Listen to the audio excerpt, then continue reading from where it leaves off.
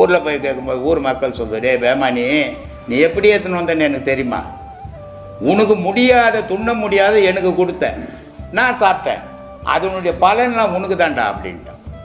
என்னடா பொண்டாட்டி கட்டின பொண்டாட்டி இப்படி சொல்லிட்டா, ஊர் மக்களும் இப்படி சொல்லிட்டான், இப்போ நம்ம என்ன செய்யறதுன்ட்டு போய் உட்காந்து திருப்பி வருத்தமாக உட்காந்துங்கிறாரு. அதே மாதிரி 3வது நாளும் வராங்க. என்னப்பா கேட்டியாப்பா? இல்லை சாமி சம்மந்தமே இல்லைன்றாங்க, எல்லா பாவமும் நான் தான் செய்துக்கிறேன், இந்த பாவம் தீர என்ன சாமி வழி? இன்னொருத்தர் சொல்கிறாரு, ஒன்றும் இல்லை, ஏதோ தெரிஞ்சு பாரு மாமரம், இந்த மாமரத்தை பார்த்து மாமரம் மாமரம் சொல்லு அப்படின்னா. இந்த ஆள் கேட்கணும் இல்லை, இப்போ என்கிட்ட கேள்வி கேட்குறீங்களா, இந்த உபதேசம் கொடுக்குறேன், இது என்ன பண்ணணும், நான் என் பொண்டாட்டிக்கிட்ட எப்படி சொல்லணும் அப்படின்லாம் கேட்குறீங்களா? அவர் கேட்கல.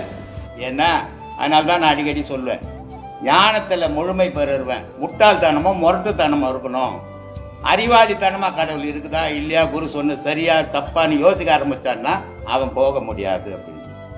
அப்போ அவர் கேட்டுக்கணும், என்னையா என் பாவம் போனன்ற மாமரத்தை காட்டி மாமரம் மாமரம் சொல்லணும் கேட்கணும் இல்லை, கேட்கல.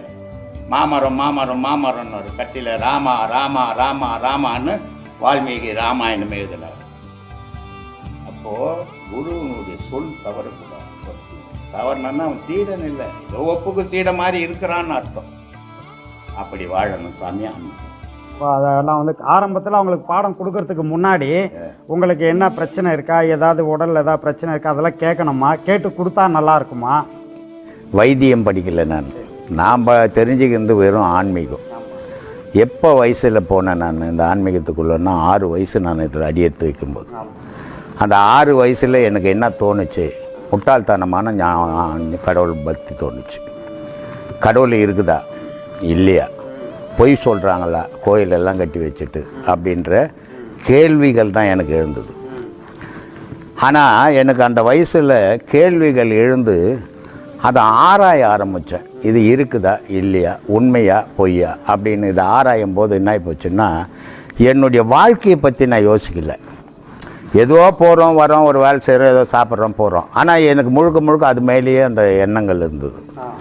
இதை ஆராய்ஞ்சி ஆராய்ஞ்சி அது இருக்குதா இல்லையான்றதை ஊர்ஜிதப்படுத்திக்கினேன், இருக்குது அப்படின்ட்டு. அன்னைக்கு வந்து நான் கேள்வி கேட்டுக்குன்னு தெரிஞ்சேன், கடவுள் இருக்குதா இல்லையா அப்படின்ட்டு. ஆனால் இன்றைக்கி பல கோடி பேருக்கு பதிலாக இருக்கிறேன் நான். அப்போது எனக்கு தெரிஞ்சது ஆன்மீகம் மட்டும்தான், கடவுள் வழிபாடு மட்டும்தான். உன் உடல் உபாதிக்கெல்லாம் நான் பொறுப்பு இல்லை. ஏன்னா நான் ஏற்கனவே சொல்லிக்கிறேன், இந்த ஆன்மீகத்தை அடையணும் அப்படின்றவன் எப்படி இருக்கணும் அப்படின்ட்டு, ஒன்றும் வைராக்கியம் உள்ளவனாக இருக்கணும்.